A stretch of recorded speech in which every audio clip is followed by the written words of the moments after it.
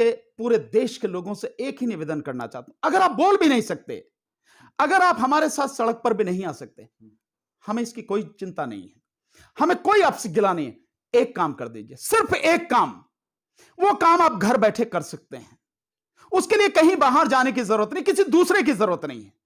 Number एक, रिलायंस के जितने भी उत्पादन हैं, जितना भी सामान है, उसका पूरी तरह से बहिष्कार कीजिए। जितने भी इनके शोरूम हैं, देश में तकरीबन 8,784 इनके दुकानें हैं, शोरूम्स हैं, किसी पर भी कोई सामान लेने मत जाइए। क्या रिलायंस जब इस देश में नहीं था, हमारा जीवन नहीं चलता था? हम भूखे मरते थे क्या? हम जिंदा नहीं थे क्या? शान से नहीं जीते थे, इज्जत से नहीं जीते थे क्या? तो रिलायंस का कोई भी उत्पाद मत खरीदो। रिलायंस का पेट्रोल पंप, उस पर जाओ ही मत। बहुत पेट्रोल पंप है, इंडियन ऑयल का है, भारत पेट्रोलियम का है, आईटीबीटी का है, कितने हैं, सब पे जाइए, रिलायंस में मत जाइए। दूसरा, जो रिलायंस का जियो है मोबाइल फोन, क्या हुआ अगर हम नहीं समाचार सुन पाएंगे या कोई हमें वो नहीं मिल पाएगी, सूचना नहीं मिल, कोई दिक्कत नहीं है, लेकिन इस जियो को निकाल के फेंक दीजिए। होगा इसका जो है बहुत बढ़िया होगा, लेकिन इसका जो नेटवर्क है वो बढ़िया है, तो क्या खूबसूरत अगर फंदा हो, रस्सी का फंदा बड़ा खूबसूरत हो, तो क्या हमें गले में पहन के फांसी लगा लेनी चाहिए? हमें यह करना चाहिए? नहीं ना, क्योंकि ये लोग जो काम कर रहे हैं, ये पूरी हमारी आने वाली पीढ़ी को तबाह करने का काम कर रहे हैं, इस देश को बर्बाद करने का काम कर रहे हैं। इसलिए जियो को जितनी जल्दी हो सके छोड़ दीजिए। दूसरा, ये जो न्यूज चैनल्स हैं, न्यूज चैनल्स में हम अपनी इच्छा को काबू नहीं कर सकते। हम अगर कोई वो देखते हैं, सीरियल देखते हैं या पिक्चर देखते हैं, क्या करेंगे हम उसे देख के? इनमें हमारी न्यूज तो होती नहीं है, मोदी जी की न्यूज होती है, सरकार की न्यूज होती है, हम इनका देख के करेंगे क्या?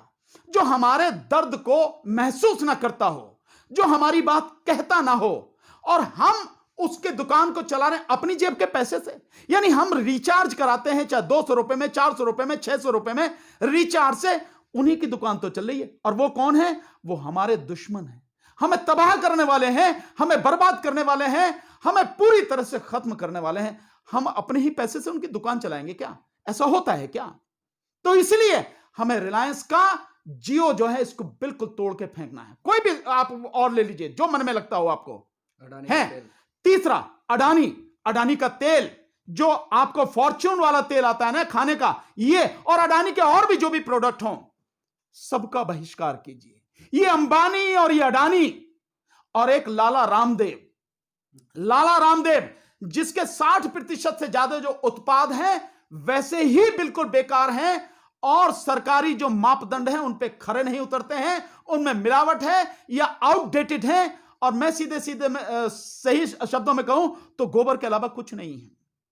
उनको छोड़िए बिल्कुल, क्योंकि ये लोग वो हैं जो इस देश को तबाह करने पर तुले हुए हैं, जो इस देश में सरकार के पिट्ठू बनके या सरकार के साथ मिलके इस देश की आम जनता को, गरीबों को लूटने और उन्हें खत्म करने के लिए प्रयास कर रहे हैं। उनकी जमीन, उनकी जायदाद, सब कुछ बर्बाद करना चाहते हैं।